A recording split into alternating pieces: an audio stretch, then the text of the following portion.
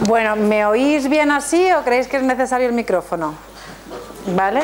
Así, vale, fenomenal. Bueno, pues nada, lo primero, muchísimas gracias por venir, ¿vale? Reconozco algunas caras, así que pues muchas gracias por volver a confiar en lo que hacemos y en interesaros por los temas en los que trabajamos, ¿vale?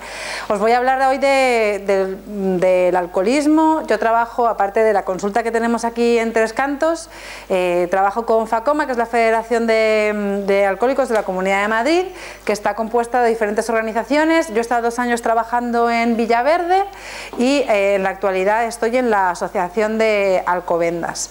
Entonces, bueno, es un tema en el que llevo trabajando bastante tiempo.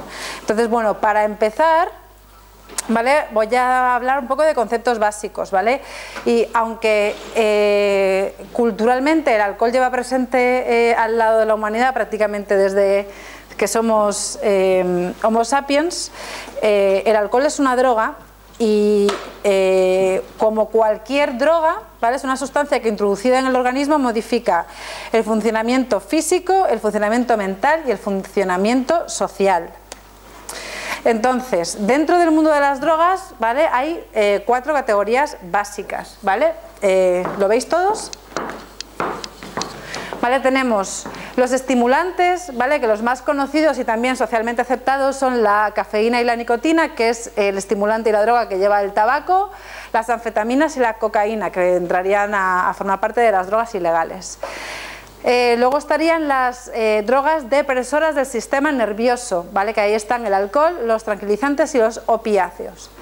Luego estarían las alucinógenas, que están pues el LSD, los hongos y el peyote, y luego están las perturbadoras, que es la marihuana, el cannabis, ¿vale? Entonces, bueno, el alcohol es una droga que es depresora del sistema nervioso, igual que la heroína, que es un opiáceo, ¿vale? Entonces, muchas veces esta comparación la suelo hacer porque muchas pensamos, le quitamos muchísimo hierro a lo que sería la sustancia alcohólica, ¿vale? Pero forma parte de la misma familia que la heroína, y todos sabéis lo que la heroína es, una droga fuertísima y lo que conlleva, ¿vale? Una de las características principales de la heroína, ¿vale? Coincide con el alcohol, y es lo que os pongo ahí abajo, que es el riesgo de SDA peligroso. El SDA es el síndrome de abstinencia, ¿vale? No todas las drogas provocan síndrome de abstinencia, y los síndromes de abstinencia más graves o más significativos son los que provocan las drogas que son depresoras del sistema nervioso central. Entonces, cuando una droga provoca el síndrome de abstinencia, ¿vale? El más famoso es el de la heroína, ¿no? El que más se ha visto en las películas y demás. El alcohol también lo provoca, ¿no? Entonces, ¿qué supone que haya un síndrome de abstinencia? Pues que se requiere, en grados de dependencia muy importantes, que haya una desintoxicación, ¿vale? En el tratamiento. Y luego, otra de las características de estas sustancias, y sobre todo del alcohol, es que a largo plazo provoca daño cerebral. Entonces, el alcohol es una sustancia que interacciona con casi todos los neurotransmisores del cerebro, por eso nos puede provocar desde alegría a euforia a ansiedad. Es decir, aunque sea una droga depresora del sistema nervioso, es una droga que penetra muy fácilmente por la barrera hematoencefálica del cerebro, que es la que permite filtrar, ¿no?, los contenidos que lleva la sangre en el cerebro, y entonces la atraviesa muy fácilmente e interacciona con toda la química cerebral. El síndrome de abstinencia, bueno, pues como os he dicho, generalmente en tratamiento las personas que el médico valora que tienen el riesgo de padecer un síndrome de abstinencia, no sé si vosotros habéis oído hablar de, pues eso, del síndrome de Korsakoff y de algunas patologías que tienen que ver más con alucinaciones y grandes malestares físicos que se provocan cuando una persona con un índice muy alto de dependencia deja de beber de forma brusca y empiezan a padecer alucinaciones y gran malestar físico. Cuando se habla de síndrome de abstinencia peligroso, la palabra peligroso, que está ahí como remarcada con fuerza, hace referencia a que está en riesgo la integridad física de la persona, es decir, que puede haber una consecuencia grave para la salud. Entonces, cuando un médico valora que una persona que tiene un nivel de consumo y de dependencia muy elevado tiene riesgo de un síndrome de abstinencia peligroso, tiene que ir al hospital y pasar una fase de desintoxicación, ¿vale? La desintoxicación puede hacerse en un ingreso o puede hacerse de manera ambulatoria. Entonces, la base principal de ese proceso de deshabituación, ¿vale?, se hace mediante tranquilizantes o benzodiazepinas, que son ansiolíticos, ¿no? Entonces, este síndrome, es decir, todo el malestar, las consecuencias tanto psicológicas como físicas de este síndrome de abstinencia dura en torno a 7-10 días, ¿vale? Aquí en España hay diferentes unidades de desintoxicación. Y bueno, en el 12 de octubre, que está la más importante, una de las más importantes de España, les tratan de manera ambulatoria, pero luego hay unidades de desintoxicación alcohólica que son de ingreso, que serán las UDAs, ¿vale? Hay una UDA muy famosa en el hospital este que está en la carretera, en el Rodríguez Lafora, pues ahí hay una unidad de desintoxicación alcohólica, una UDA. Bueno, no hay medicamentos que curen el alcoholismo, ¿vale? Todos los medicamentos que se dan para el alcoholismo son, por decirlo así, paliativos, ¿vale? Calman la ansiedad o ayudan a la persona a que no consuma, ¿vale? Entonces, la única herramienta que las personas tienen para poder salir del alcoholismo es la terapia psicológica, ¿vale? No se puede curar de ninguna otra manera. Entonces, el tratamiento farmacológico es complemento de la terapia psicológica. Los medicamentos que se suelen dar para tratar el alcohol se llaman interdeptores y funcionan de tal manera que hay una enzima que es la que procesa la digestión del alcohol en nuestro organismo. Pues estos medicamentos lo que hacen es que bloquean el funcionamiento de esa enzima, con lo cual el alcohol sería percibido por nuestro cuerpo como un ente extraño. Entonces lo que provocan estos medicamentos es que una vez que la persona toma alcohol le da una reacción alérgica bestial, ¿vale? Entonces, de alguna manera sería como un tratamiento coercitivo. No bebo, no porque no quiera beber, sino no bebo porque si bebo me pongo mal, ¿no? Y eso, por eso son medicamentos que ayudan a que la terapia se consolide, porque permiten que la persona esté en abstinencia. Conceptos básicos de alcoholismo o de cualquier adicción y droga, pues el de tolerancia, ¿vale? Yo creo que todos sabéis un poco lo que es ese concepto porque es uno de los más conocidos. Si en algún momento, que no lo he dicho antes de empezar, queréis hacerme alguna pregunta, contar alguna experiencia personal, una preocupación que tenéis por alguna persona que pensáis que puede tener un problema con el alcohol, levantáis la mano, me interrumpís, me preguntáis, porque estar yo aquí todo el rato hablando a lo mejor puede ser un poco más aburrido. Entonces, si lo hacemos dinámico, pues fenomenal. Entonces, la tolerancia, pues es la capacidad del organismo para adaptarse a la ingesta de una sustancia, ¿vale? Entonces, ¿qué significa eso? Pues si yo me habitúo a esa ingesta, a esa cantidad, ¿vale?, cada vez necesito más para conseguir la reacción deseada. Cuando hay un problema de alcoholismo grave, este fenómeno de la tolerancia se vuelve inverso. No sé si conocéis vosotros alguna persona que con tomarse 2 cañas está ya como fatal, como que le afecta mucho, ¿vale? Eso podría ser un indicador de que el hígado no está funcionando bien, porque es el que se encarga de filtrar, ¿vale?, lo que consumimos y lo que va a la sangre. Cuando el hígado, por el mismo consumo de alcohol, empieza a fallar, ¿vale?, puede que el alcohol entre directamente, prácticamente, en la sangre, con lo cual los efectos del alcohol son como muy fuertes para muy poca cantidad. Y esto se suele dar en casos de alcoholismo ya bastante importantes, ¿vale? Por norma general, ¿vale?, las personas necesitan beber cada vez más cantidad para conseguir el mismo efecto. Y ese es el fenómeno de la tolerancia. La abstinencia, pues son aquellas consecuencias derivadas del no consumo en los individuos que con una dependencia previa, ¿vale?, les provoca en el organismo. Es decir, es el conjunto de síntomas que la persona experimenta en su organismo cuando deja de tomar esa sustancia a la que está habituada. Ahora, ¿qué es alcoholismo y qué no es alcoholismo? Bueno, pues en el manual de diagnóstico más utilizado, que es el DSM-4, es el manual de diagnóstico de psiquiatría más utilizado, se considera alcoholismo o un problema de consumo de sustancia, en este caso alcohol, tanto el abuso como la dependencia, ¿vale? Entonces, abuso es incumplimiento de obligaciones en el trabajo, escuela o casa, situaciones en las que el hacerlo es físicamente peligroso, que se puedan tener problemas legales con la justicia, ¿vale? Consumo continuado de la sustancia a pesar de tener problemas. y nunca han cumplido los criterios de dependencia, que son los que vemos ahora. En la dependencia aparecen los dos fenómenos que antes os he explicado, el de tolerancia y el de abstinencia. La sustancia se consume en cantidades mayores o durante un periodo más prolongado de lo que originalmente se pretendía. Existe un deseo persistente de consumirla, eso es lo que veremos más adelante, que se llama craving.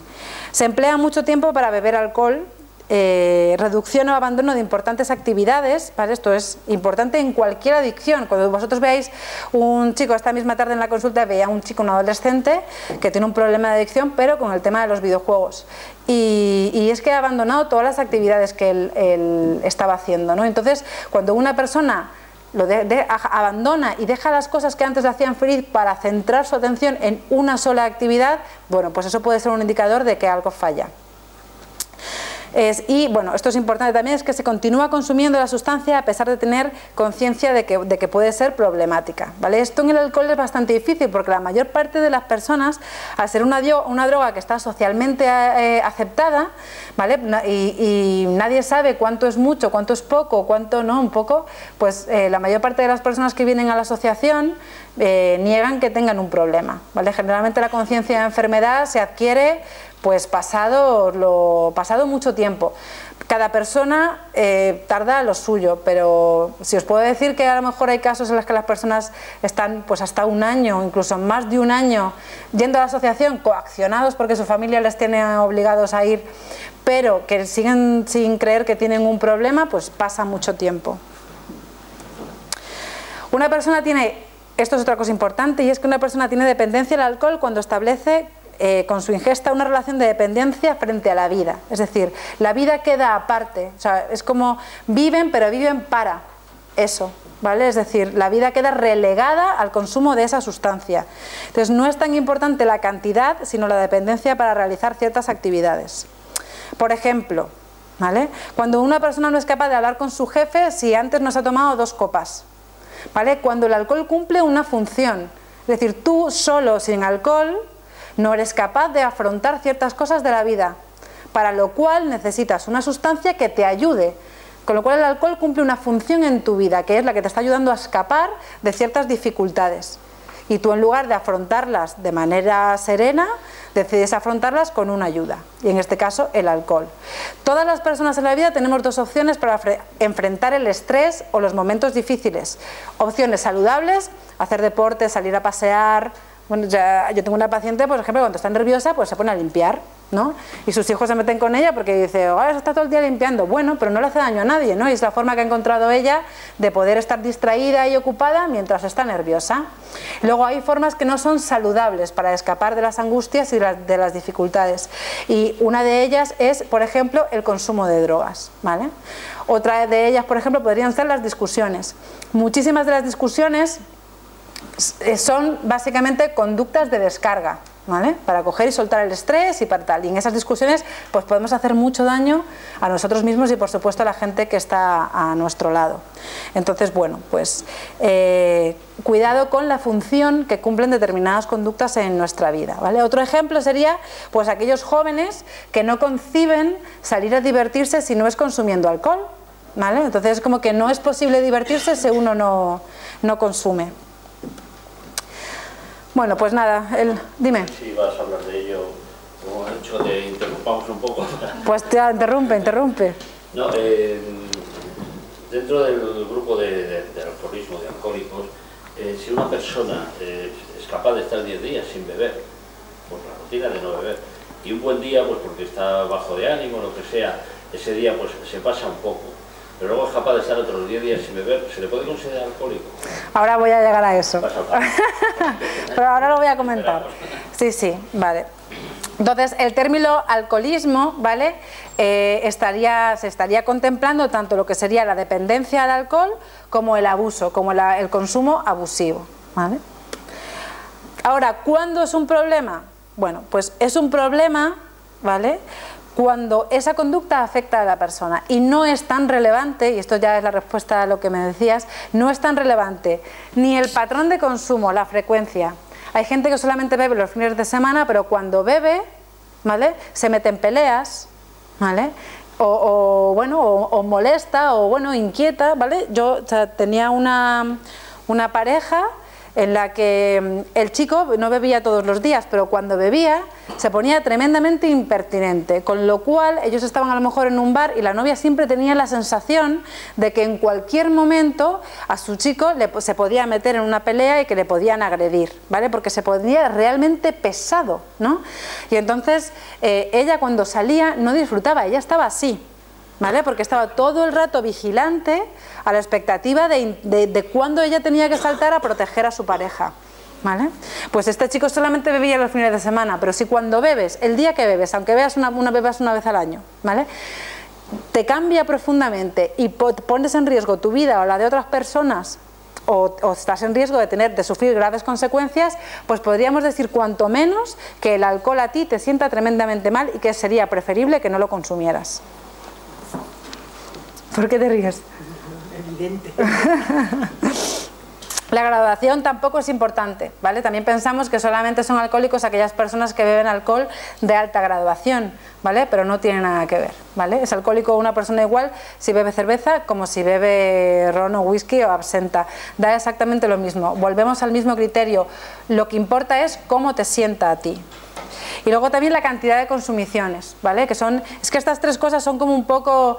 Tenemos la idea del alcohólico que es un poco de aquella persona que bebe prácticamente todos los días, alcohol de alta graduación y mucha cantidad de consumiciones. Sí que es verdad que estas características están presentes, ¿vale?, pero no son determinantes. Aquí lo determinante es pues el daño que el alcohol provoca en la vida de la persona que la consume, ¿vale? Y eso puede ser dentro de la familia, en su trabajo, porque tenga consecuencias para su salud, psicológicamente, ¿vale? El consumo de alcohol está vinculado también con estados depresivos, con baja autoestima, con dificultad de afrontar dificultades y conflictos en la vida, ¿vale? Pues que se puedan tener problemas con la justicia y demás, etcétera, ¿no?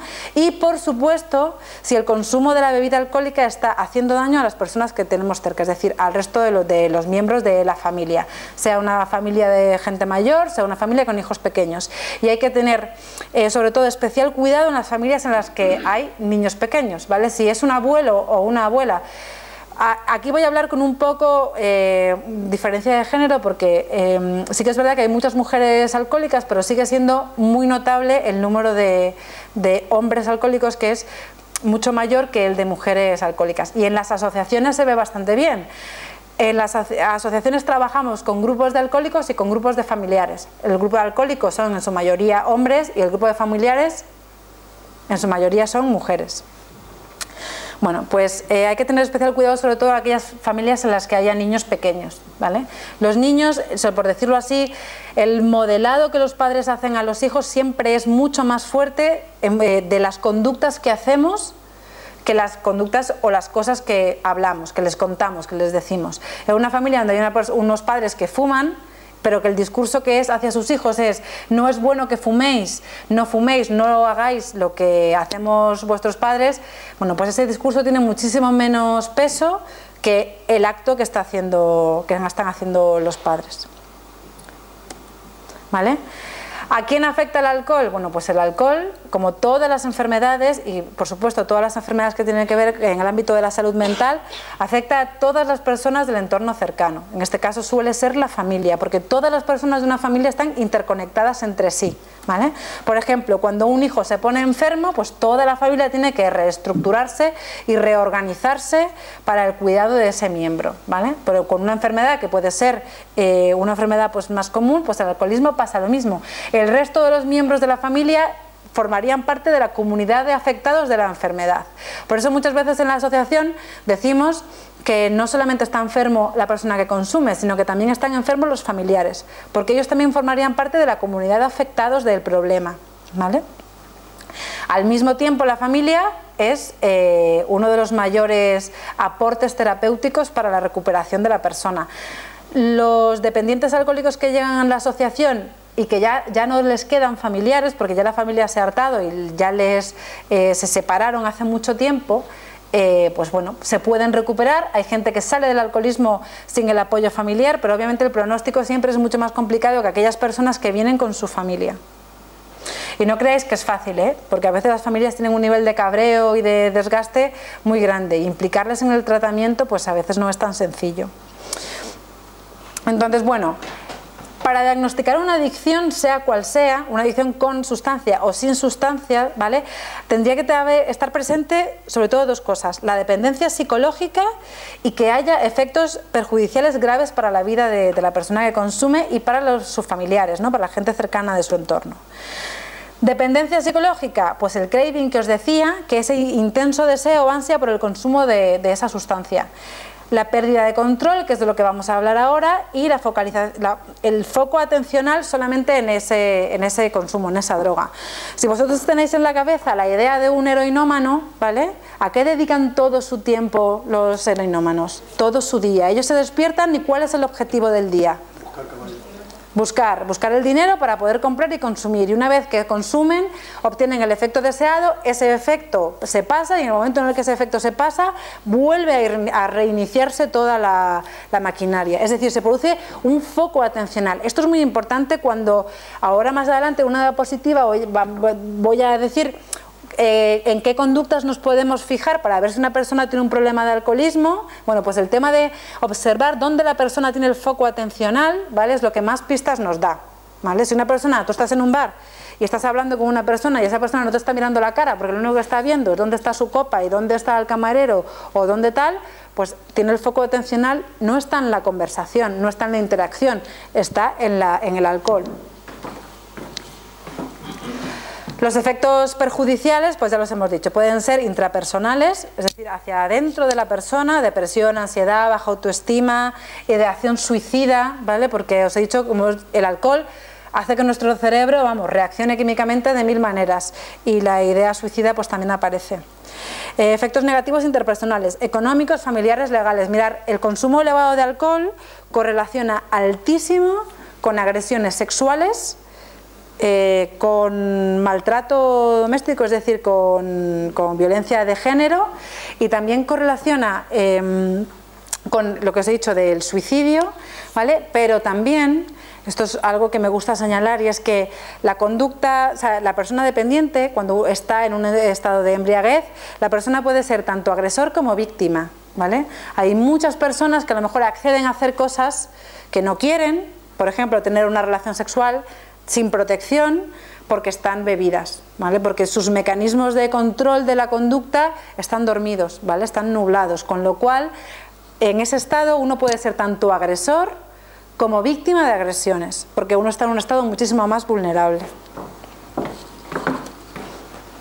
Ahora, con respecto a la pérdida de control, pues bueno, no se ve nada bien. Bueno, es un corrimiento de tierra.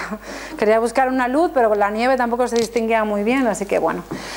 Porque es este símil aquí de la imagen un poco de ese corrimiento de tierra de salud, porque la pérdida de control supone que lo que hagamos, ¿vale?, arrasa con todo. Entonces es un poco esa idea de en el momento en el que perdemos el control, las consecuencias pueden ser cualquiera, ¿vale? Hay personas que se piensan que no tienen un problema de alcohol porque en la vida pues han tenido suerte y no han matado a nadie porque no le han atropellado cuando iba conduciendo. En la asociación allí, por ejemplo, en Villaverde, tenía un importante número de taxistas, fijaros, ¿no? Y entonces, ¿cuándo habían ido a la asociación? Generalmente las personas, os he dicho que por norma general les llevan los familiares, ¿vale? Así obligados, en plan, o vas a la asociación o te vas de casa. Son un poco, este tipo de terapias forman parte de las llamadas terapias coercitivas, ¿vale? La gente no va por libre elección, yo he elegido que me traten, van obligados generalmente porque el médico les ha dicho que o se tratan o se van a morir porque el hígado no da para más, o la familia les ha dado un ultimátum, o están a punto de perder el trabajo, es decir, van coaccionados por otro tipo de situaciones. Entonces, desde esta situación se me ha ido el hilo que iba a decir, porque ya como enlazo tantas cosas se me ha ido. Ah, sí, sí. Bueno, pues en el caso de los taxistas, ellos van porque quieren recuperar su medio de vida. Claro, una vez que ellos han cometido una infracción al volante y se les pasa la prueba y dan positivo en el alcoholímetro, pues adiós licencia, adiós trabajo. Muchas veces hasta las familias no sabían que existía el problema y de repente se llevan ahí un susto tremendo, en fin, caos, ¿no? Entonces mucha gente viene a poder salir de ese caos y solucionar las cosas, no porque realmente quiera curarse, sino como una forma de venga, pues que se calmen las aguas, ¿no?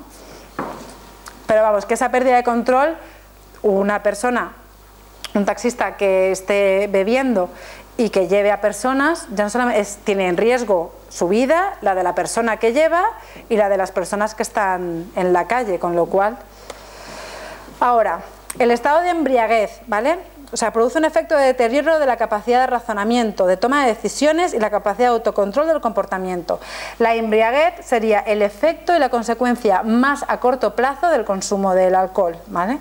La persona presenta desinhibición de impulsos que favorecen la aparición de discusiones, peleas, agresiones, relaciones sexuales no planificadas o abuso sexual, en los cuales también se puede ser tanto agresor como víctima. Además, el deterioro de la coordinación motora puede ser causa de accidentes y lesiones, ¿vale? Cuando uno de repente se cae y se parte una cadera, un hombro, un tal. El alcoholismo se caracteriza por la dificultad de controlar el consumo de bebidas alcohólicas. La incapacidad de controlar el consumo de alcohol va de menos a más, llegando a una pérdida de control tan grave como la de cualquier otra drogodependencia. Esto es algo importante porque muchas personas piensan que tomas alcohol y es decir, la pérdida de control es gradual, no llega un día y de repente tomas el alcohol, te sientas fatal y pierdes el control, tú vas perdiendo el control poco a poco, ¿vale? Entonces es algo que hay que, para la prevención es importante esta idea. Cuando aparece el fenómeno de la pérdida de control suele ser el inicio de la dependencia, ¿vale? Entonces, cuando el sujeto nota, porque se nota, ¿vale? Otra cosa es que se reconozca o que uno sea consciente de ello, pero cuando el sujeto nota que está perdiendo su libertad frente al alcohol es que tiene dependencia del mismo. ¿Quiénes son los primeros que lo detectan? Pues la familia.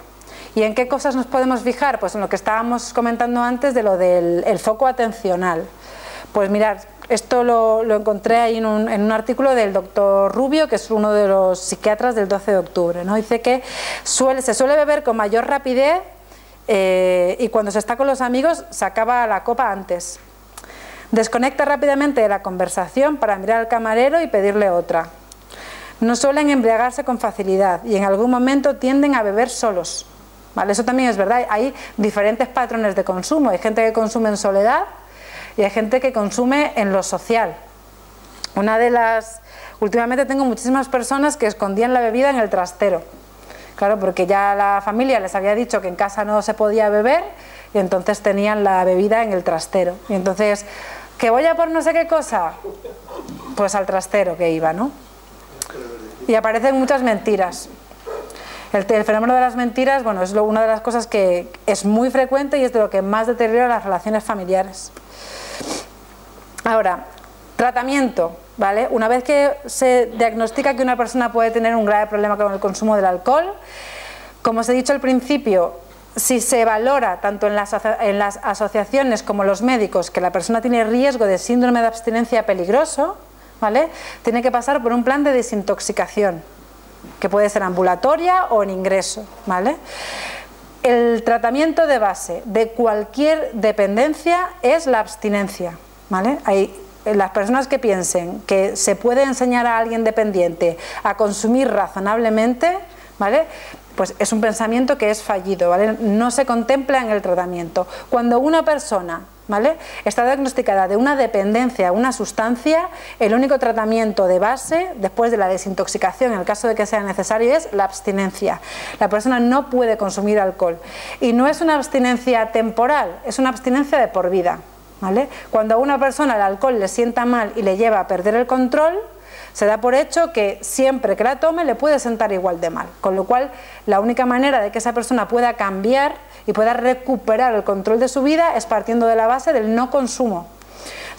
Con el alcohol nos cuesta menos entenderlo, pero con otro tipo de drogas no. O sea, tú no le puedes enseñar a un heroinómano a consumir heroína de manera razonable, o a una persona que consuma cocaína o que consuma cristal. Es decir, no se puede enseñar, ¿vale? En consumo, el cerebro no funciona bien. Decíamos que es una droga depresora del sistema nervioso y que además altera el resto de la bioquímica cerebral, ¿vale?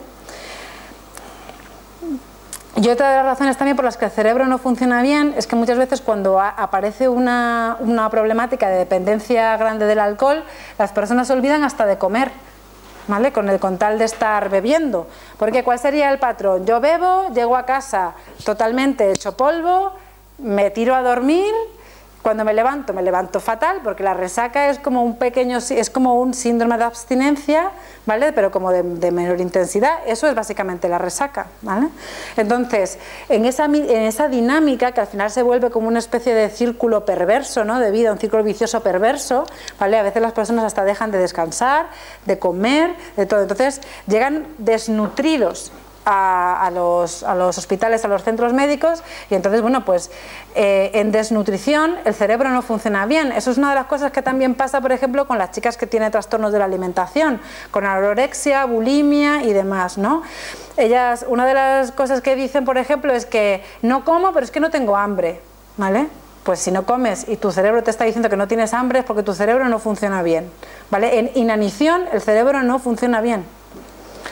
El cerebro es el órgano de nuestro cuerpo que más energía consume.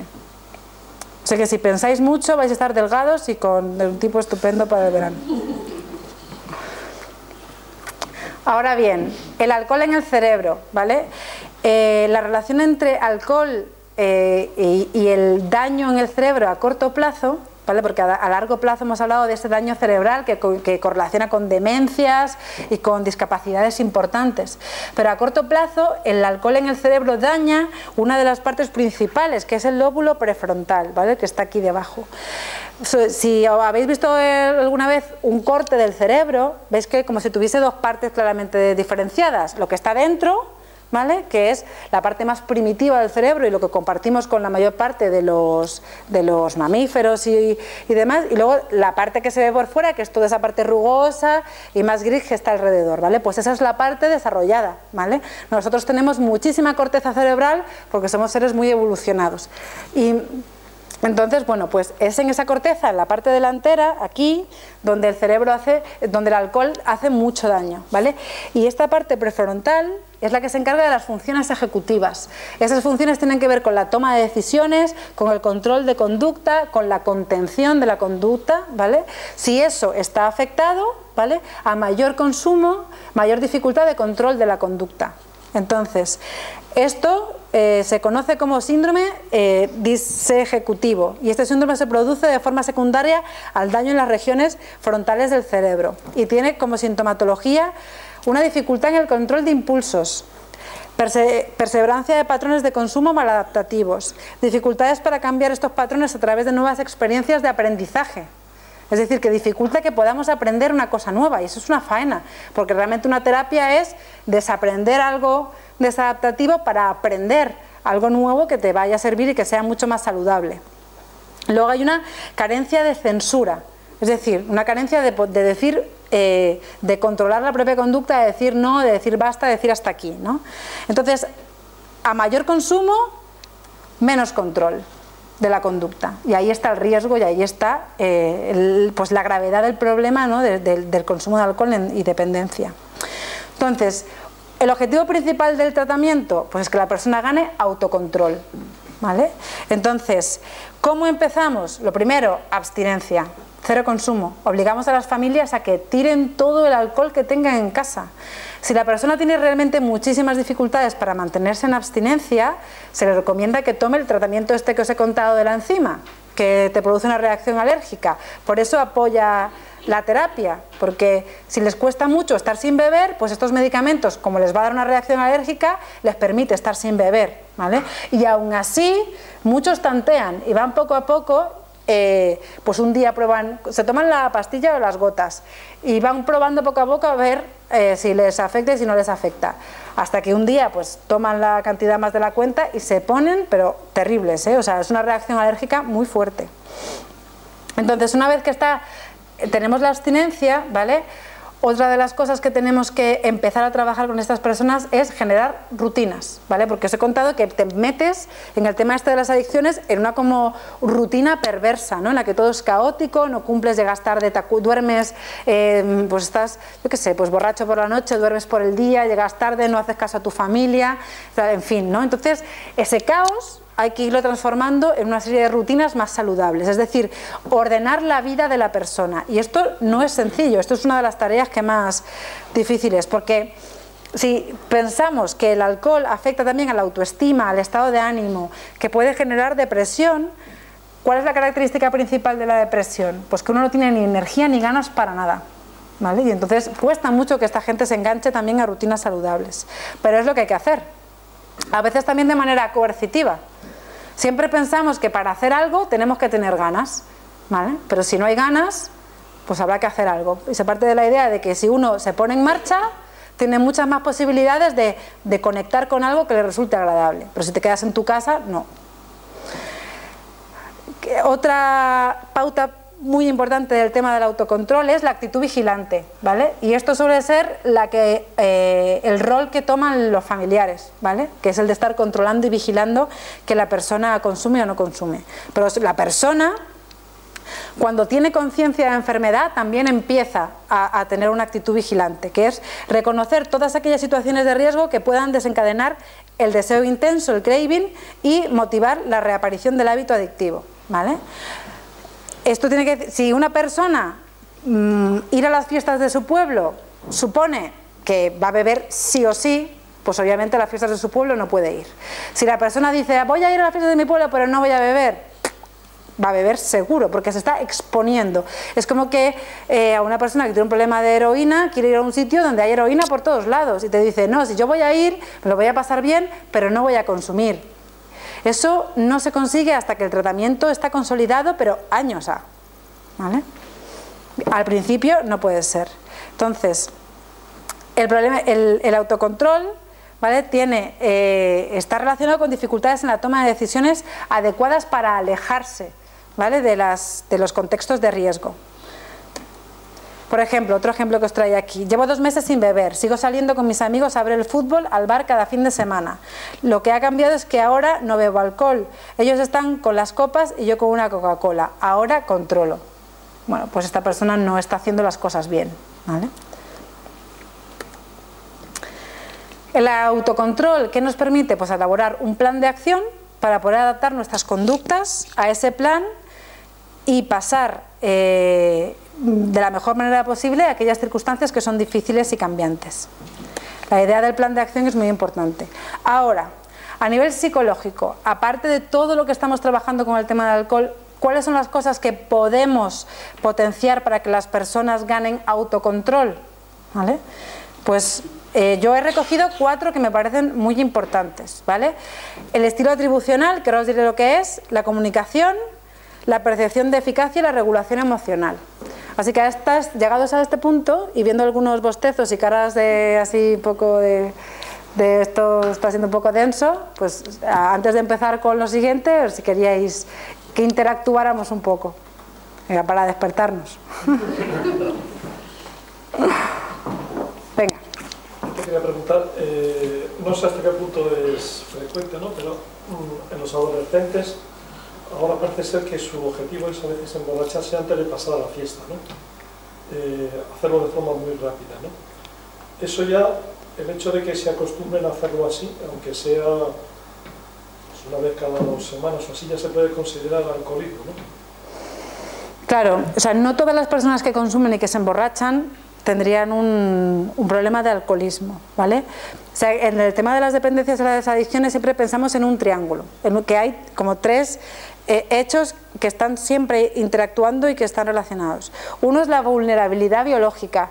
No todas las personas tenemos la misma vulnerabilidad de padecer una adicción, ¿vale? Hay personas que somos más fuertes ante las adicciones y otras personas que incluso se llega a hablar de personalidades adictivas. Entonces, ahora, luego lo otro sería el tipo de sustancia que consumes y de la otra esquina del triángulo el contexto y el soporte social que tú tengas, ¿vale? Entonces, esos 3 elementos siempre están interactuando, con lo cual no todo el mundo, no todos los chicos que salen los viernes y beben de esta forma podrían desarrollar, o sea, estarían en el alcoholismo, estarían en un consumo excesivo y en un patrón disfuncional, pero no sería a lo mejor dependencia a no ser que que hubiese una serie de rasgos que se pudieran notar. Pero de ese grupo seguro que todos aquellos que tengan una vulnerabilidad biológica y que no tengan un buen soporte familiar o social puedan desarrollar un problema, sí. Hay muchas más probabilidades. Y sí que es verdad que ese patrón de beber muy rápido, ¿vale? Que eso también siempre va en función de, como los chavales tienen que estar a una determinada hora en casa, ¿vale? Pues tienen que beber muy rápido, ¿vale? Para alcanzar ese nivel de embriaguez elevado y que luego les dé tiempo a que se les pase para que puedan ir a casa, ¿vale? Y eso es así. Entonces, esos tiempos acelerados de consumo van variando en función de que cuando les van cambiando las horas de llegada a la casa. Pero vamos, si ya se empieza con ese patrón, ¿vale? Ahí yo creo que lo más peligroso es que se asocia el ocio y lo social al consumo de una sustancia. Y que, o sea, una de las mayores dificultades que tenemos con los jóvenes que llegan a la asociación, que son los que más difícil, o sea, no se quedan. Es muy difícil que una persona joven de unos 18, 20, 22 años se quede en una asociación, porque pues ellos mismamente te dicen, bueno, y es que si no voy a un bar, ¿dónde ligo? Si no voy a un bar, ¿cuándo veo a mis, o sea, si no voy a hacer al botellón, ¿dónde veo a mis amigos? ¿Dónde me relaciono? ¿Dónde me socializo? ¿Qué hago para divertirme? Si es que no he aprendido a divertirme de otra manera los fines de semana, me muero de aburrimiento. ¿No? Sí, yo creo que eso siempre ha existido, ¿no? Lo que pasa es que ahora parece que se hace de forma compulsiva, ¿no? Es decir, antes de entrar en una fiesta, para si quiero pasármelo bien, tengo que estar ya borracho. Muy deprisa. Entonces, quizá eso es el patrón que ha cambiado, porque siempre es... Pero antes, ¿cómo era, por ejemplo? Antes, ¿cómo era? ¿Cómo la juventud? Pues una copa. Pues una copa. Bueno, a veces más, pero de forma más prolongada en el tiempo. Pero antes, por ejemplo, había una versión del botellón. No. ¿No? Ibas a la discoteca y normalmente era una consulta. Y yo creo que la mayoría de la gente tomábamos una consulta. Se salía también y se tomaba alcohol en la calle. Pero el objetivo de salir era socializar y ver a los amigos, o el objetivo de salir era consumir. No, era socializar, salía el alcohol, pero el objetivo primero era eso. Pero había una cosa, primero hay un trasfondo político también, porque entonces las manifestaciones exteriores no se permitían, pero entonces se hacían los famosos guateques. En los guateques nos pasábamos, sin lugar a duda, todos, casi todos. Se tomaba alcohol, se hacían combinaciones extrañas, o pues en baratas, pero se consumía mucho alcohol. Esa es la realidad. ¿Y ha habido mucha gente de esa generación que ha salido perjudicada del tema de drogas y alcohol? Sí, sí. Pero Vale. yo creo que ese consumo que se tenía antes, como que la gente que está ahora con problemas, ahora, que son mayores, no se asocia al consumo que hacían cuando eran jóvenes. Y sin embargo ahora se tiene como un miedo a que como los jóvenes consumen de esta manera, luego de mayores van a tener una mayor proporción de tener problemas de alcohol. Y en realidad es un consumo diferente, está asociado de diferente manera, pero es el mismo. O sea, es el mismo patrón. El problema es que ahora empiezan más pronto. Ese es el problema. Todavía son muy jovencitos. Y las cantidades más tengo que sentir algo ya era un poco... Antes era... Las masas estas del botellón, por ejemplo, entre lo que dice Rodrigo de la Guateque, sí es verdad, se daban. A lo mejor los chicos tenían más libertad que las chicas, pero siempre eran grupos más pequeños. O sea, no son ya tan masas tan tremendas que se dan. Fijaros que yo, por ejemplo, he estado estas vacaciones de Semana Santa en Granada, pues fuimos ahí al mercadillo y demás, y iba con mis amigas, y una de ellas que vive allí me enseñó una explanada muy grande que había detrás de unas facultades, que era el botellódromo, que era la zona donde el ayuntamiento permitía que los fines de semana se hiciera el botellón, ¿no? ¿Eso creéis que es diferente a lo que había antes? Muy diferente, muy diferente. Es que en los guateques se podía consumir, pero tampoco ni siquiera estaba ni popularizado ni bien visto. Otra cosa es que se pudiera tomar bueno, pues alguna sustancia diferente, ¿no? No, o sea, no. Es verdad, estaba mal visto, aunque se bebía, pero estaba mal visto emborracharse, había que aguantar sin matar. El hecho de estar borracho era socialmente y incluso entre las amistades. Quizás en la juventud de lo que yo represento, cuando lo fui, había una conciencia política, que no digo que sea correcta, había una focalización de parte de la juventud en unos temas diferentes, como focalización global, y había quizás también no digo que ahora no las haya, otras formas de asociarse, por ejemplo, políticamente podría ser. Claro, yo creo que ahí también influye mucho la propia vivencia personal, porque sí que es verdad que a lo mejor en esos tiempos había muchísima gente por las circunstancias históricas que se organizaba y que se asociaba en grupos así y que había como una ideología de fondo y demás. Hoy también la hay, mucho más ahora, ¿no? Que han surgido muchísimos grupos y asociaciones y movimientos, pero yo siempre, también en otros tiempos creo que había gente que no le interesaba en absoluto esos temas. Pero sí que es verdad que en eso que dices sí que se puede rescatar algo interesante, y es que una buena escala de valores, ¿vale? Ideología de cualquier dirección, sino aquellos valores que pueden dar y organizar tu vida, siempre son un factor de protección para cualquier problema en salud mental. Es decir, el tema de los valores, incluso hay gente que hace terapia de valores, ¿vale? Porque para poder conectar con la vida otra vez, es decir, fijaros, me está haciendo boicot.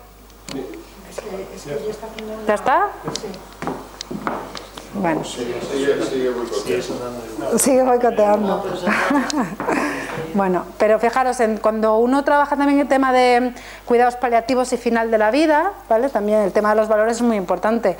Está más que demostrado que todas aquellas personas que han tenido una vida guiada por una ideología, por unos valores determinados, que han de alguna manera orientado su vida, siempre les resulta más fácil esa parte que se podría entender como vida espiritual, que no tiene necesariamente que estar vinculada a lo religioso, porque puede estar vinculada a cualquier otro aspecto de la propia ideología personal, y esos valores permitían a las personas y permiten poder cerrar el capítulo de la vida de una manera más saludable. Los valores, ¿vale?, son siempre un factor de protección.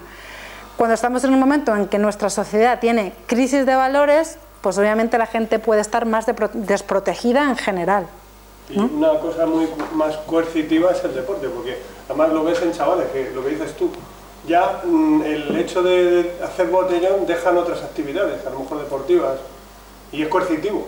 O sea, ya, porque si necesitas rendir físicamente, no vas a estar hecho, o sea, no te puedes concentrar. Sí, es muy probable que aquellos chicos que estén consumiendo, sea marihuana, alcohol, otro tipo de drogas, vayan abandonando actividades deportivas, porque es incompatible. No puedes salir hasta las 4 de la mañana y agarrarte una moña tremenda cuando a la mañana siguiente tienes un partido a las 8 de la mañana. Eso lo aguantas un fin de semana, 2 y 3 si tienes mucho aguante, pero como rutina no puedes aguantarlo, ¿vale? Más en nuestra sociedad actual muchas veces ese tipo de cosas están valoradas, ¿no? Uno luego llega con los amigos y lo cuenta como anécdota. En plan, joder, tío, me agarré un pedo y luego me fui y encima hice un partido y metí 2 goles. Y entonces eres como, qué hazaña, ¿no? O sea, era como de todos los amigos en plan de, qué bueno eres y estando así y juegas también, ¿no? Entonces, el problema también del consumo de drogas con el ámbito social es que mucho de la socialización tiene que ver con anécdotas del estilo, sobre todo en la juventud. O sea, tú te agarras el pedo el fin de semana, el sábado o el viernes, y el domingo, cuando ves a tus amigos, estás toda la tarde prácticamente contando tus anécdotas de borracho o las de un amigo tuyo borracho que la lió, que la montó, que hizo el ridículo, que le entró una chica y la chica le rechazó y entonces todos los amigos se morían de risa, en fin. Da tema de conversación, da tema de relación y de socialización. Yo os estaba dando de vueltas un poquito a lo de antes, y es que difiere un poco de lo que se está hablando por aquí. ¿Tú piensas que antes erais igual de...? Yo creo que sí. Había dos cosas. Una de ellas es que no había dinero, con lo cual era muy difícil conseguir alcohol. Que si lo hubiese habido, ¿tú crees que...? Sí, sí. Y de hecho hay una cosa que se llama... En esa época, cuando se nos educó el cine, el español y todos, nos educaban. Nos hacía ver siempre la imagen en los diálogos de un vaso de estos alargados y el cigarro en la mano. Esa es la imagen que hemos aprendido cuando era yo pequeño, era joven. Y eso es lo que hemos intentado imitar continuamente. O sea que los modelos... De esa época, yo lo veo así. Bueno, ahora también hay una serie de como de figuras más para los jóvenes que tienen que ver también con el mundo de los excesos, el descontrol, el no, o sea, sí, iba a decir justamente ella, ¿no? Amy Winehouse, que tenía como 23 años cuando murió y tenía pues, 27, la porque era el plan de los 27. Ah, sí, sí. O sea, yo me acuerdo que había un libro que se llamaba algo así como ¿cómo ser estrella del rock y no morir? No. Eso lo han vendido siempre. Sí, o pasa la historia muriendo joven o algo así, ¿no? Era como... Y como que se está empezando a... De hecho, cuando llegaron las drogas en España, estaba muy relacionado con nada.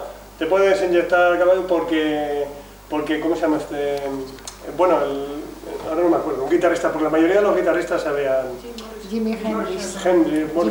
Jimi Hendrix, Jim Morrison. Luego había una cantante hippie que también, ¿cómo se llamaba? Janis Joplin. Como que quedaba muy americano. Sí, pero en el fondo se vinculó también con un estilo de vida que estaba vinculada como a un cambio radical en la sociedad, es decir, de una sociedad como muy represiva, ¿no? Como a la libertad total, ¿no? Y al final se convertían como en símbolos, ¿no? de una libertad. Entonces, cómo se tergiversan un poco las cosas, ¿no? Este verano que estaba yo en Estados Unidos, una de las cosas que más me llamaba la atención de Estados Unidos fue que salí con mis primos por ahí en la Sexta Avenida en Austin, que era como donde estaban todos los bares y tal, ¿no? Y ahí Austin es una ciudad universitaria muy importante, que está la Universidad de Texas ahí, y entonces pues salimos ahí por el barrio este, bueno, y la gente llevaba, o sea, realmente unos niveles de embriaguez, pero tremendos, ¿no? Tremendos. Entonces, pues yo hablaba con mi familia y decía, bueno, contarme por qué la gente sale realmente a beber de esta manera tan exagerada, pero exagerada, ¿no? Y me explicaban que como que toda la cultura era como muy restrictiva, que todo estaba como muy patado, todo estaba muy determinado por la moral y las familias y el cómo uno debía comportarse. Cuando los jóvenes llegaban a la universidad y salían de sus casas para ir a los colegios mayores, pues aprovechaban y decían ¡fua!, ¿no? Entonces era como un fenómeno un poco como de destape, no sé cómo decirlo, como un fenómeno como explosivo, ¿no? Es decir, nunca he sido capaz de ser dueño de mi vida y ahora lo soy, y bueno, pues la primera reacción suele ser así y luego ya con el tiempo se va acomodando, ¿no? Pero sí que había como un poco esa reacción. Pero bueno. Esos que vienen a Salón en vacaciones, que vienen también. Ah, sí. Los ingleses. Sí, vienen a ponerse... Pues es lo mismo, es la misma pauta. De una forma... Sí, sí. La cuestión es un poco también es ver las grandes cantidades de juventud que asocia hasta el viajar, el socializar, el ocio, todo al estar, a consumir drogas, ¿no? Incluso en el tema del derecho, yo no sé cómo está eso muy bien, pero a mí siempre me ha parecido que ahí se veía también cómo la sociedad asimila o tiene una idea del alcoholismo muy suave, muy socializada, vamos. Muy permisiva. Cuando se usa como atenuante el alcoholismo, ¿entiendes? Yo creo que en nuestro Código Penal el alcoholismo es agravante, no es atenuante. Ahora creo que es agravante. Creo que es agravante. Así, por eso te preguntaba. Otros problemas de salud mental, por eso siempre está el tema este de cuando hay un asesinato, que se le pasan pruebas psicológicas para ver si tenía enajenación mental y demás, pues con el alcoholismo no... O sea, cuando hay tasas elevadas de alcohol, eso es un agravante en los crímenes. Tipos de delitos, porque evidentemente en los de conducción y todo esto sí, pero cuando ha habido un homicidio, un no sé qué, no se considera atenuante el que estuviera bebido, o en violencia de género y tal. Pues a tanto no sé, yo creo que en tráfico es agravante, pero... Sí, en tráfico sí, delito penal. El último tráfico es evidente, pero yo digo, por ejemplo, en violencia de género, no se usa como atenuante el que es que está bebido, es que no sé qué. Pues no lo sé, fijaros, eso tendría que informarme. Me parece que es así, me parece que en cuestión de conducción sí, ha cambiado, pero ha cambiado hace poco. Ahora en conducción es agravante. Existe la imagen de la alcoholemia en vía penal.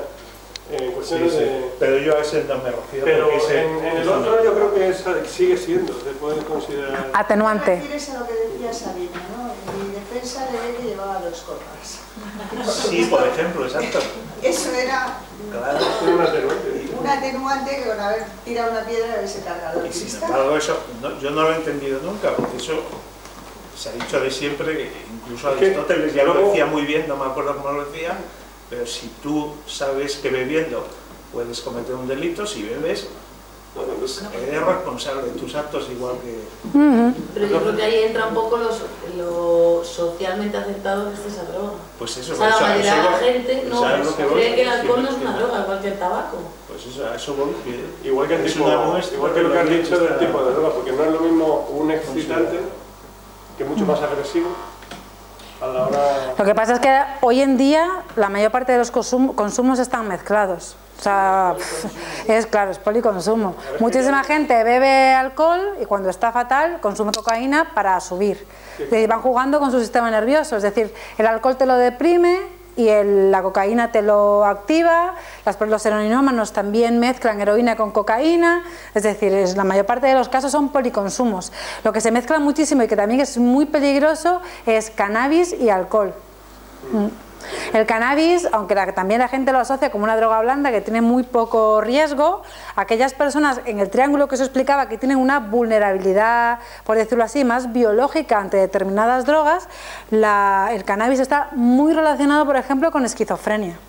¿Vale? Entonces hay personas que pueden tener en su genética una predisposición hacia la psicosis, hacia la esquizofrenia, y que por el consumo de cannabis, pues eso es como un detonante, ¿no? Eso se manifiesta por ese consumo. Tú sabes, hay estudios sobre los adolescentes y los cantos, ¿tú sabes qué porcentaje de niños beben o consumen o de qué estamos hablando? Yo creo que no hay estudios, pero ¿sí los hay? Yo trabajo en eso, bueno, no en Tres Cantos, pero hay una encuesta de escolares a nivel nacional, y para que se hagáis una idea, el consumo en el 2010, que es el último dato que existe, el consumo de alcohol ronda el 70-80% de los jóvenes de secundaria, es decir, de 12 a 18 años.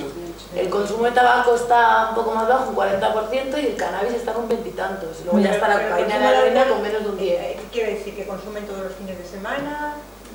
Se utiliza, normalmente la variable que se utiliza es consumo, no se coge consumo diario, porque entre jóvenes no existe ese consumo. O sea, cuando se habla de alcohol se habla de consumo semanal para abarcar el fin de semana.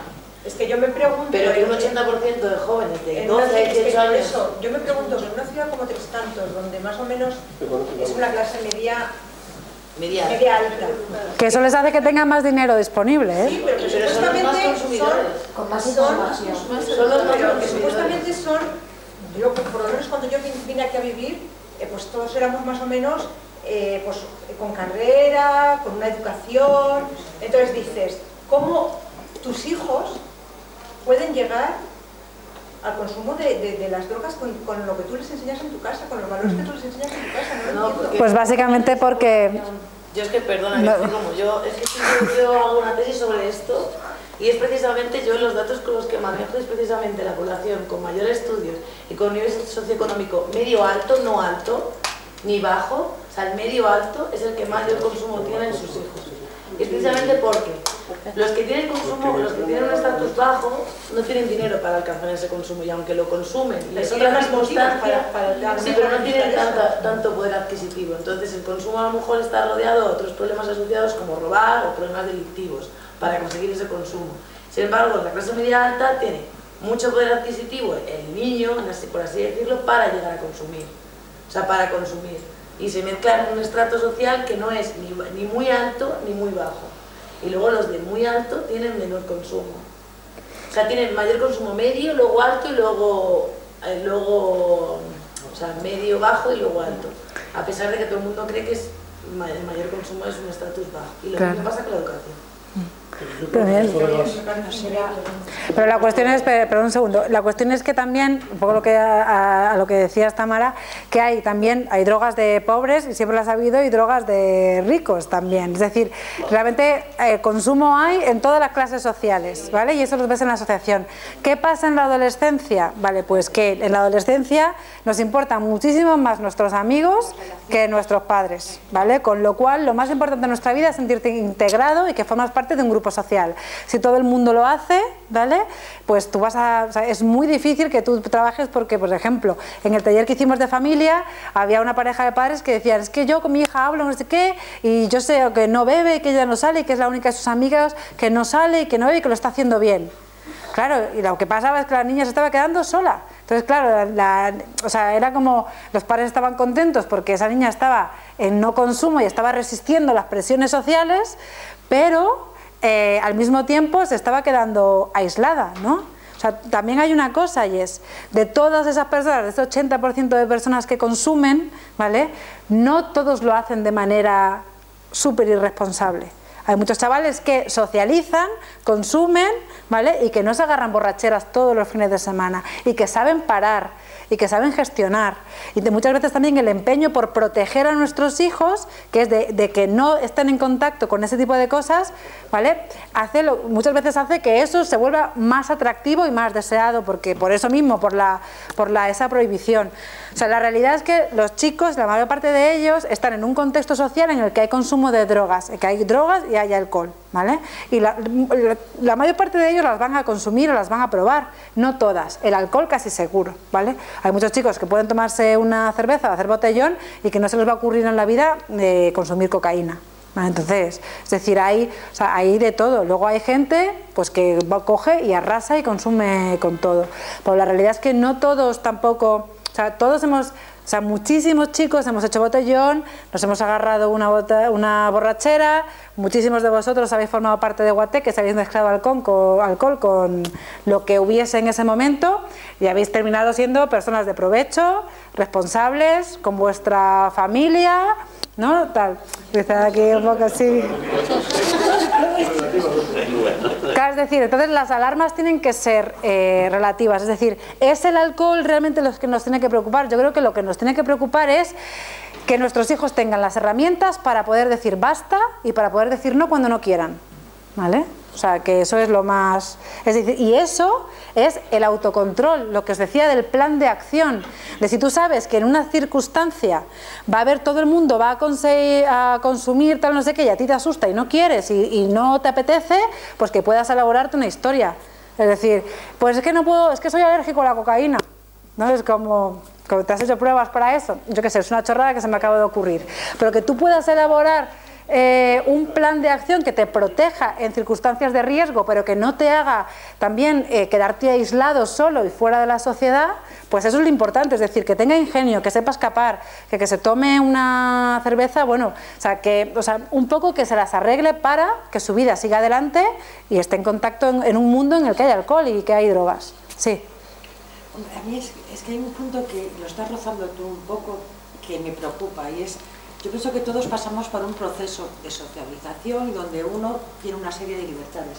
En mi época yo he gozado de muchísima libertad, pero precisamente porque tenía esa libertad con responsabilidad pude crecer, porque me parecía terrible la gente que no le dejaban salir, porque luego salían con lo que decíamos antes, como locos, o sea, que se descontrolaban mucho. Entonces, yo tengo un hijo y yo espero que mi hijo meterá la pata y se va a pillar alguna moña alguna vez, porque si no, no crece, y él tendrá que tener, lo que me encantaría es poder transmitirle la suficiente fuerza o enseñanza para que él sepa decir hasta aquí llego, pero no me he quedado sin probarlo, por ejemplo, y no estoy hablando de drogas duras, sino alcohol, que es lo que estamos hablando.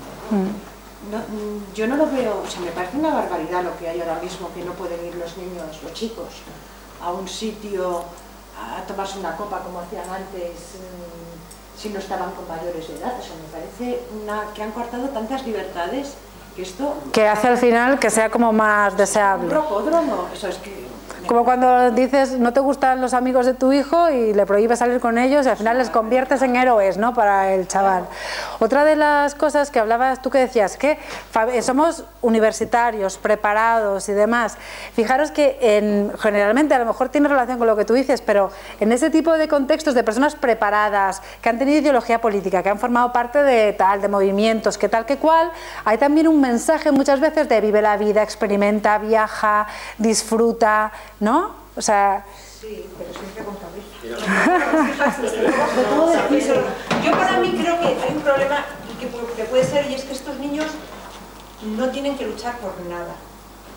No. O sea, más o menos lo han tenido todo. O sea, la mayoría de los que estamos aquí o hemos tenido que trabajar para estudiar, por lo menos mi caso, y creo que el de muchos, hemos tenido que currar. A los niños ahora se les paga todo. O sea, yo creo que les falta luchar por las cosas. Y yo creo que ahí ese puede ser un poco el problema, que lo tienen todo y que tienen que experimentar más, porque yo si no, no puedo explicarme lo que está pasando, es que no me lo puedo explicar. Yo he crecido en un barrio con mucha droga alrededor y yo he salido, o sea, ¿Y qué? no fumo. ¿Y qué te protegió a ti? El querer escapar de eso me protegió, el querer salir de ahí, eso es lo que me protegió, el querer labrarme un futuro. Pues yo también pienso que lo que has dicho es muy importante, lo de luchar. ¿Sabéis cuáles son de los países de Europa donde hay mayor índice de alcoholismo, donde el alcoholismo es un problema muy importante, socialmente hablando? Los países nórdicos. Y ese alcoholismo está muy relacionado con violencia de género. ¿No veis cómo dan los noruegos y los suecos y demás a sus señoras? Pero un segundo, eso que simplemente lo relaciono y doy la palabra. En sociedades en las que todo está hecho y la gente carece de sentido de vida, ¿vale? Yo siempre digo que las personas que tienen ya un objetivo y una meta en la vida tienen mucho ganado, ¿vale? Yo tenía compañeros de carrera de que desde primero sabía que querían trabajar con psicóticos y desde ahí, el camino marcado, tú sabes por dónde tienes que ir, tienes las pautas y entonces ya, pues, tienes tu meta, con lo cual lo que tienes que hacer es ir a por ella. Pero no todo el mundo tiene eso claro en la cabeza, ¿vale? Y cuando en las sociedades en las que todo lo tenemos resuelto, en las que no tenemos metas, donde no hay objetivos, aquellas personas que tengan claro algo, o que tengan un don, o que han tenido un contexto que les ha favorecido aprobar y demás, pues tienen mucho ganado. Pero luego hay muchas personas que tienen vacío de objetivos y de metas. Y eso obviamente, pues, el estado psicológico. ¿No os ha pasado alguna vez que a lo mejor después de una temporada de muchísimo trabajo en el que habéis estado a tope, de repente paráis y entráis como una especie de estado depresivo pensando que vuestra vida no tiene sentido y que no servís para nada? Pues eso sería como una especie de el vacío angustioso, ¿vale? Cuando uno no tiene metas en la vida, y eso es un estado psicológico muy de riesgo, muy de riesgo. Pero bueno, o sea, para luchar hay que tener metas, ¿vale? Si uno no tiene metas o no tiene objetivos, no lucha. ¿Por ahí de qué? Sí, bueno. No, yo quería, a raíz de lo que decía... yo quería contestar, Maribel. Sí, yo es que recuerdo lo que nos decían en la escuela de padres, porque siempre los padres hemos tenido, cuando tenemos los hijos hemos tenido los hijos en edad adolescente, dentro de la preocupación esa de la presión del grupo, de los amigos, acabarán con problemas, acabarán en droga y tal, ¿no? Y siempre nos decían eso, que lo importante en un chico es tener la autoestima alta. Un chico que tiene una autoestima suficientemente alta, que se siente querido en casa, normalmente no acabará con problemas, es decir, evidentemente socializará y beberá y fumará y tal, pero en un momento determinado sabrá decir que no, y para eso es muy importante la autoestima. Normalmente las dependencias en general creo yo que se acaban ellas cuando hay un problema familiar, cuando no se sienten queridos, cuando se sienten con algún complejo, algún problema, entonces son más vulnerables a dejarse llevar por el grupo, ¿no? Entonces en general nos decían, no os preocupéis tanto, si vosotros lo hacéis bien, entonces normalmente vuestros hijos no van a tener problemas, o sea, y es así, ¿no? Sí, yo estoy de acuerdo con eso, sí, efectivamente. Bueno, yo es que al hilo de lo que decía Maribel, yo quería contar una experiencia. Bueno, yo también a los 18 años estaba en un entorno donde se bebía bastante y tal, y me escapé a un grupo de montaña. Y bueno, pues fue bien. Pero bueno, no es eso lo que quería contar. Hablando de los niveles en que está más el alcoholismo y tal, en efecto estoy de acuerdo con tu tesis, ¿no? Yo ahora, de alguna manera estoy metido en el mundillo de la música, ¿no? Entonces, hemos estado 3 días en Toledo, allí metidos, un coro, una orquesta y tal, ensayando una cosa. Bueno, pues los chavales estudian magisterio musical, muchos de ellos componen. Bueno, son excepcionales, entre 18 y 20 años, excepcionales, majísimos, encantadores. Bueno, pues por las noches se montaban unos botellones increíbles, con botellas de todo el tipo que os imaginéis, y a las 7 de la mañana retornaban algunos y se ponían a tocar el violín. Quiero decir que hay gente que tiene objetivos, pero yo creo que es un problema social. Entonces, porque veías otros chicos, chicas que estaban allí y bueno, bebían un poquito pero moderadamente. Lo que no hacían es alejarse del grupo, pero sí se mantenían el grupo.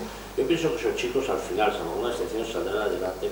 Por supuesto. Pero están ahí metidos en ese mundo, ¿eh? Entonces yo creo que lo que está diciendo Pepe, yo creo que si el entorno familiar funciona, yo veo, pues no sé, mis hijas me dicen a veces, se me ha ido la cabeza lo que seguid, por favor. Yo soy así. Y a mí me pregunta, ¿y qué pasa con las altas expectativas? Sobre todo de este tipo de, o sea, la clase social, la población que más o menos es mayoritaria aquí en Tres Cantos, quizá también ese consumo sea mayor porque se tenga unas mayores expectativas familiares. O sea, por ese rechazo, ese miedo al fracaso. Sí, eso está presente, pero no solamente en este tipo de problemas, sino por ejemplo en trastornos de la conducta alimentaria, anorexia, bulimia y demás. O sea, hay estudios de familia que hablan de que una de las características familiares sobre estas chicas es el tema de la exigencia, y los grupos de bulimia, anorexia y demás están llenos, por ejemplo, de médicos, opositores, o sea, gente que ha tenido una exigencia tremenda, ¿no? Hasta el punto ha sido tan grande la exigencia que no han sido dueños de sí mismos. Con lo cual, pues ahí hay problemas.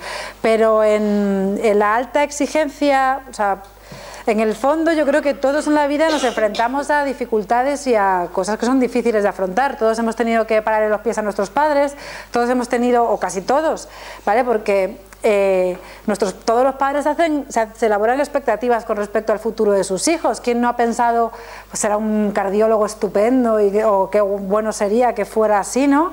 Y luego resulta que quiere ser trabajador social y trabajar ahí, ¿no? Que no pasa nada, ¿sabes? Pero muchas veces esas expectativas, que es uno de los duelos más duros de la adolescencia, ¿no? Que es cuando empiezas a darte cuenta de que tu hijo a lo mejor no es lo que tú habías pensado que iba a ser, pero sigue siendo igual de estupendo, igual de maravilloso y entonces aprendes. Pero sí que es verdad que cuando esa exigencia es muy fuerte, muy fuerte, pues suele haber problemas de pérdida de control sobre la vida de uno. O sea, yo creo que casi todas las personas nos tenemos que enfrentar a la diferenciación con nuestros padres, y eso supone que ponernos delante de nuestros padres y decirles, soy así soy yo, ¿no? Y pues esto es lo que hay. ¿Decides quererme o no quererme? ¿No? Un poco es así. Yo creo que una sociedad, se ha dicho por aquí alguna cosa de eso, una sociedad también tiene que tener vías de escape, o vías de cambio, vías de posibilidades para la gente, que por cierto la juventud del problema es que empiezan a tenerlos. Porque has dicho antes de eso de América, de Austin, y estaba pensando en los años 50, 60 en Estados Unidos, cuando surgen los movimientos beatnik y hippie y tal, los filósofos, los poetas y tal, de la época, dicen auténticas bestialidades, y hacían bestialidades. Entonces, es una vía de escape porque no tenían nada ante una sociedad que estaba muy jerarquizada y muy organizada, y con mucho dinero, por cierto, con mucho poder. Pero lo que pasa es que dices, qué bestias, cómo se han ido, pero también la sociedad que se les enfrentaba también era una sociedad conservadora, encorsetada, tremendamente inmovilista. Entonces, en ese sentido yo creo que, por ejemplo, los latinos o el sur de Europa, yo creo que tenemos más válvulas de escape, sí. Siempre las hemos tenido, ya digo que ahora con tanto problema, yo no sé. Sí, que por eso ahora mismo eso se está cortando y está cambiando. Es que no. De todas formas, el alcohol es un problema a nivel mundial, ¿eh? O sea, tú vas a América Latina y el alcohol es un problema gravísimo. Vienes a Europa y el alcohol es un problema gravísimo. Vas a China y el alcohol es un problema gravísimo. Es decir, que en Japón, o sea, realmente es un problema que le da la vuelta al mundo. Así como ya no se ve ningún actor fumando, el vaso de whisky es imposible que un actor lo tenga. Y el problema es que el alcohol sirve para expresar emociones. El alcohol te sirve para cuando estás triste, para ahogar las penas y para celebrar cuando te pasa algo bueno. Con lo cual ahí tienes un modelado. Hay que todo el rato, ¿no? Bueno, acabo con esto brevemente, ¿vale? A ver, formas de recuperar autocontrol. ¿Qué es esto del estilo atribucional? Pues el estilo atribucional no es nada más que a qué atribuimos las causas de las cosas que nos pasan. ¿Vale? Entonces, hay un estilo atribucional interno, que es el que hace que todas las cosas que nos pasan tienen que ver con lo que hemos hecho nosotros, ¿vale? Y luego habría un estilo atribucional externo, que es el que tiene que ver con que siempre echamos la culpa afuera. Nosotros no somos responsables de nada, siempre lo tiene otro, ¿no? Por decirlo así. ¿Cuál es el estilo atribucional adecuado? El que atribuye a causas internas los fallos cuando son responsabilidad nuestra, ¿vale? Y que atribuye externamente los fallos cuando no son responsabilidad nuestra, ¿vale? Y en el sentido de lo positivo sería saludable cuando hacemos nuestro algo que hemos hecho bueno porque sabemos que es por responsabilidad nuestra, porque es nuestra culpa. Es decir, yo he sacado un 10 porque he estudiado, me lo merezco, es mío ese 10. Y también sería poco saludable cuando algo bueno que tú te has trabajado mucho lo atribuyes a causas externas. Tú has estudiado un montón, has sacado un 10, pero tú piensas, bueno, pues que que le caes bien al profesor y que no ha sido por tus méritos, ¿vale? Bueno, ¿por qué es importante esto el estilo atribucional? Bueno, porque hasta que una persona no empieza a darse cuenta de que el alcohol es responsabilidad suya, ¿vale?, no empieza el tratamiento de verdad. Y eso tiene que ver con la conciencia de enfermedad. O sea, no hay ningún cambio en la vida que parta de uno no ser consciente que es responsable de lo que está haciendo mal, ¿vale? Cuando una persona... Esto, por ejemplo, para que lo entendáis mejor, es muy difícil trabajar con las víctimas de violencia de género, por ejemplo, que están siempre a lo mejor bajo un discurso más de victimización, ¿vale? Porque ellas han sido víctimas, pero si se quedan con un discurso de victimización, ¿vale?, no van a salir adelante. Hay una parte, ¿vale?, del aprendizaje que consiste en que ellas tomen conciencia de lo que no han hecho bien. Porque la victimización, siendo ellas simplemente víctimas de algo exterior, es decir, es que ya él me ha fastidiado la vida porque me agredía y me pegaba, cierto, ¿vale? Pero ¿qué cosas podías haber hecho tú para evitarlo? Te podías haber protegido, podías haber tal, podías haber cual, y desde esa percepción de que uno tiene algo que hacer, incluso en situaciones dramáticas, ¿vale?, es lo que permite el cambio. Porque si uno tiene la sensación de que es hijo del destino y que en el fondo es una veleta que va en función de donde viene el aire, pues uno no tiene lo que voy a hablar a continuación, que es percepción de autoeficacia, ¿vale? Entonces, es muy importante que las personas que consumen tomen conciencia de la enfermedad y se den cuenta del daño que han hecho, ¿vale? No desde la culpa, sino desde la responsabilidad, porque si no hay esa toma de conciencia tampoco va a haber motivación para el cambio. Y esto es algo que cuesta mucho, pero mucho, mucho, mucho, ¿vale? Y muchas veces empiezan a tomar conciencia muchísimo antes del momento en el que se atreven a verbalizarlo. Cuando una persona, un alcohólico que lleva a lo mejor 3 años en la asociación, reconoce abiertamente que efectivamente pegaba a su mujer y que era, pues eso, una malísima persona y que también había agredido a sus hijos, para hacer eso la persona tiene que tener mucho tiempo de tratamiento y a lo mejor un año antes ya había empezado a pensarlo, ¿vale? Pero hasta que es capaz de verbalizarlo pasa mucho tiempo. Pues esa toma de conciencia es fundamental para el cambio. Mientras no esté ajustado el estilo atribucional, realmente no se produce un cambio ajustado. ¿Entendéis un poco lo de...? Ahora, la asertividad, que es lo que hablábamos ahora. En el mundo vamos a estar en contacto con un montón de riesgos. En la adolescencia muchísimos más, porque además es la época en la que queremos probar, experimentar y que nos atraen mucho más las conductas de riesgo. Luego nos hacemos mayores y ya no nos atraen tanto, pero en la adolescencia sí. ¿Qué es lo importante? ¿Qué nos permite ganar autocontrol? Pues la asertividad, que es simplemente aprender a comunicarnos de manera asertiva o elaborar un plan de acción, ¿vale?, que a la hora de comunicarte te proteja, ¿vale? Es decir, saber decir no sin poner en riesgo el que te echen del grupo, ¿vale? Sería ese tipo de habilidades son las que se pueden favorecer. Incluso creo que los padres podrían ponerse a pensar en estrategias en plan de, bueno, a ver, y si estás con tus amigos y te ofrecen tal, ¿qué puedes decir? Y hacer como pequeños role-playing en plan de qué cosas puede decir la persona para protegerse. Son estrategias de comunicación que nos permiten protegernos en situaciones de riesgo, sin tener que recurrir a la agresividad o a la sumisión, que sería el polo de la pasividad.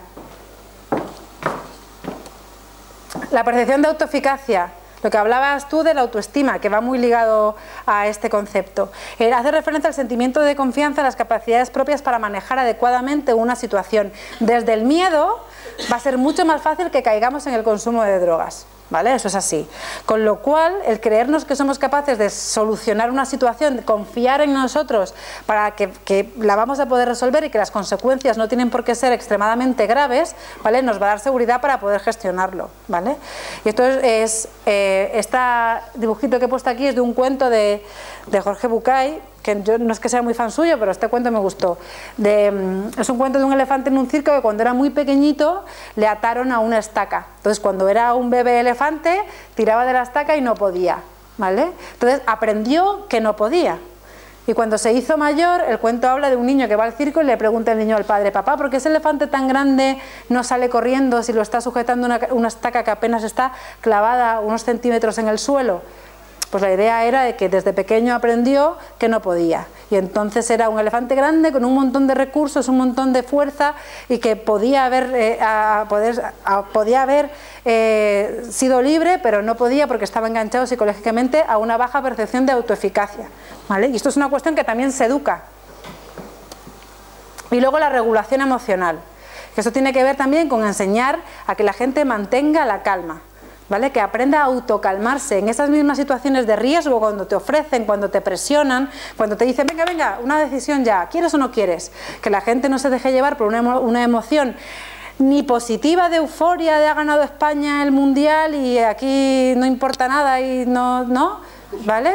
Ni cuando uno está mal, ¿vale? También pensad que los adolescentes a nivel emocional son muy vulnerables. Los adolescentes, o sea, esto lo contaba yo en el taller de familia, de repente el chico que te gusta te escribe un WhatsApp y estás que parece que, ¿no?, que eres la persona más feliz del mundo, y enseguida lees el WhatsApp y te está pidiendo el teléfono de tu amiga y entras en depresión profunda, en caída libre, ¿no? Entonces, que las emociones es muy importante. Entonces, la capacidad de autocalmarse, ¿vale?, tanto en situaciones de emociones positivas extremas como en situaciones duras de tristeza y de dolor, de pena, ¿vale?, pues es muy importante. Y ahí también las habilidades de pedir ayuda, de salir a dar una vuelta, de hablar, quedar con un amigo, pues siempre ayudan. Rapidísimamente, de la mano en el tratamiento del alcoholismo entre familiares, abajo están los familiares y arriba el alcohólico. Cuando la persona está en consumo no hay control, ¿vale? Los familiares, ¿qué les pasa? Que no tienen confianza. Esto es la terapia de familiares y alcohólicos, se basa en la idea de que según se va recuperando el control sobre la conducta, el familiar va recuperando la confianza sobre ese miembro de la familia. Con lo cual, en el momento, esa barra roja que está vertical sería el momento en el que la persona decide voluntariamente o no dejar de beber. Entonces comienza la abstinencia. La familia ahí empieza sobre todo, tiene el papel fundamental de apoyar a esa persona en la abstinencia, ¿vale? No beber alcohol, protegerle en situaciones de riesgo, no ir a bodas, es decir, la familia tiene que saber en qué consiste el tratamiento y en qué consiste el alcoholismo para poder ayudar de verdad. Según va avanzando el tratamiento psicológico, llegamos después de la abstinencia, que ya está consolidada, a una fase de cambio en la que la persona cambia por completo las rutinas negativas de su vida, sale de un círculo vicioso a un círculo virtuoso, ¿vale?, en el que es capaz de generar cosas positivas en sus rutinas. Eso sería el verdadero cambio, que es aprender a vivir en un mundo, aprender a vivir en abstinencia en un mundo en el que hay alcohol y en el que hay otras drogas. Pues cuando ese cambio se va consolidando, la familia tiene que ir haciendo el trabajo de aprender a despegarse. Significa dejar de estar tan pendiente y cuidando y vigilante de la persona adicta para dedicarse a otras cosas. Con lo cual, en este camino del tratamiento se recupera el control y los familiares van recuperando la confianza hasta llegar, pues eso, a un clima, a una dinámica familiar pues más saludable. ¿Cuánto tiempo lleva este proceso más o menos? Cada caso es... Has hablado de procesos como muy largos, ¿no? Sí. ¿Cómo cuánto más o menos? Pues yo que estoy ahora en un grupo cerrado de larga duración, el alcohólico de mi grupo, que lleva menos tiempo, lleva 2 años y medio. Viniendo a la asociación 3 veces a la semana. O sea, todavía no está, vamos, ni a medias, ¿no? No, tiene los grupos cerrados de larga duración, por decirlo así, tienen consolidada la abstinencia, ¿vale? Siguen en el grupo. Muchas veces pues es cuando hay un momento que también es complicado, cuando toman los medicamentos, el de la enzima, el de la alergia. Cuando ese medicamento les ha ayudado a consolidar la abstinencia, el momento de dejar el medicamento es de vértigo, porque ¿qué creéis que piensan? Que se tienen la inseguridad de pensar si he dejado de beber por la pastilla o porque yo ya he recuperado control. ¿Cuántos años puede, por ejemplo, un alcohólico tardar en poder salir a la calle y no caer en la tentación? Bueno, es un proceso lento, pero vamos, que yo, o sea, hay gente que se queda más tiempo, ¿vale? Porque la asociación siempre es como una especie de factor de protección. Pero no sé tú, Bea, en tu centro, ¿cuánto tiempo estabais? En la asociación, vamos, tenemos gente que lleva hasta 14 años y siguen viniendo, no porque no porque lo necesiten. A ver, también es verdad que en la asociación pasa un fenómeno que es maravilloso, y es que mucha gente, después de recuperarse, se queda para ayudar a otros. Los veteranos, como digo yo, dejan de ser demandantes de ayuda para ser los que dan la ayuda. ¿Vale? Entonces eso está muy bien. Y hay gente que se queda vinculada a la asociación deportiva porque les da también un sentido de vida, les ha ayudado tantísimo que también se sienten como con las ganas de aportar. Pero Bea ha estado trabajando en otro tipo de recurso. Sí, yo he estado trabajando en un centro privado, las sesiones eran todos los días y dependiendo del caso, incluso venían por la mañana y por la tarde, dependiendo un poco de las circunstancias. Y bueno, sí que es verdad que no eran procesos tan largos, porque bueno, a lo mejor lo mínimo que estaban y con un nivel de alcoholemia pues tampoco muy alto, 1 año, 3 meses. Sin embargo, luego había otros casos más complicados, como los que dice Amelia, que a lo mejor se tiraban 2 años fácilmente. Y bueno, lo que dice Amelia que sucede en la fundación también en este otro centro también ocurría, que incluso ya una vez terminado el periodo de desintoxicación y demás, seguían yendo los veteranos para ofrecer ayuda. Sí, sí. Bueno, un poco, estos forjes los pongo muchísimo porque me parece que reflejan muy bien el tema de la sociedad, ¿no? Los puse también en el taller de familia, o sea que los que han estado conmigo pues se lo saben ya de memoria, pero bueno, nunca vienen mal. La cuestión es que aparece un señor que dice: perdone joven, pero su bebé ha irrumpido en la calzada. Y dice: ya lo sé, estoy valorando con el psicólogo infantil. Dice: jo, ¿no?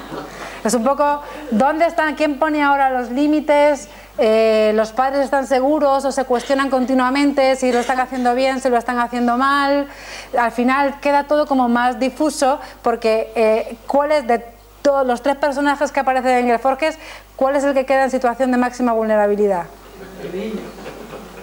El siguiente, dice, está en el doctor Povedilla, psicólogo infantil. Dice: evaluada científicamente la situación, me inclino a quitarle el martillo al niño, ¿sabes? Entonces, dice: ¿y no le crearemos un trauma? Dice el padre. Dice: no, tontolaba, no, ¿no?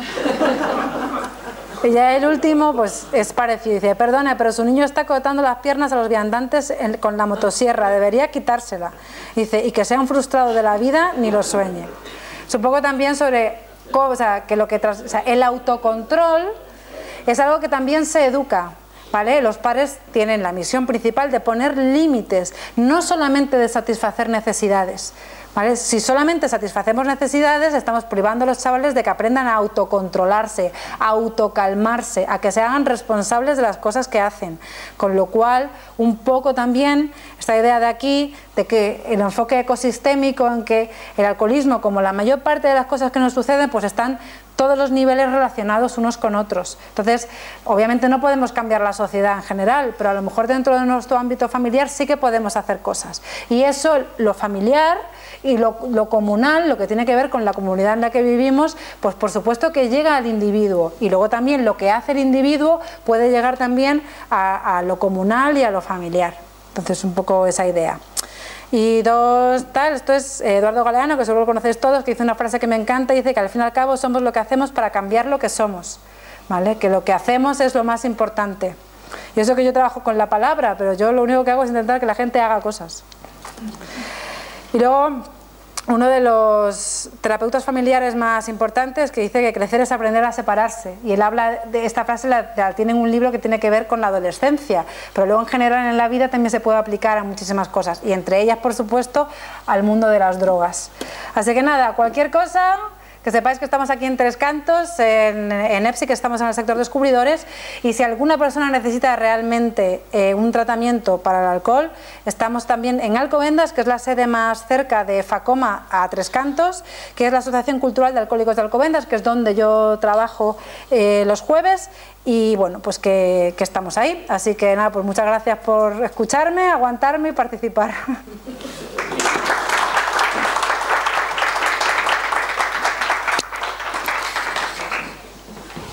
Aquí.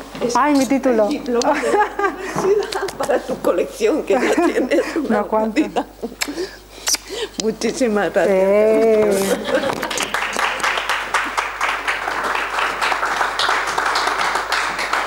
Unas cañitas, unas cañitas.